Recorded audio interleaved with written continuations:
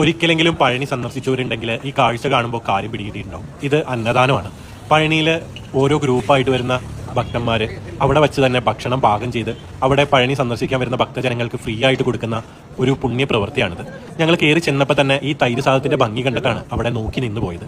അങ്ങനെ ഞങ്ങളും ഒരു പ്ലേറ്റ് എടുത്ത് തൈര് സാദവും വെജിറ്റബിൾ ബിരിയാണിയും കേസരിയും ഞങ്ങൾ വാങ്ങിച്ചു. തൈര് സാദത്തിൻ്റെ ആ ഒരു ഭംഗി പോലെ തന്നെ ഫ്രൂട്ട്സ് ഒക്കെ ഇട്ടിട്ടുള്ള അടിപൊളി തൈര് സാദമായിരുന്നു. ഞങ്ങൾക്ക് എല്ലാവർക്കും നന്നായിട്ട് ഇഷ്ടപ്പെട്ടു. അതുപോലെ തന്നെ ഒരുപാട് മസാലയുടെ ഫ്ലേവറുകളൊന്നും ഇല്ലാത്ത നല്ല അടിപൊളി ബിരിയാണിയായിരുന്നു. പിന്നെ എടുത്തു പറയേണ്ടത് അവരുടെ ആ കേസരിയാണ്. കേസരി നല്ല ടേസ്റ്റ് ആയിരുന്നു. അങ്ങനെ തൈര് സാദമൊന്നും അധികം കഴിക്കാത്ത ഞാൻ നല്ലോണം തൈര് സാദവും ആ ബിരിയാണിയും എല്ലാം കഴിച്ചു.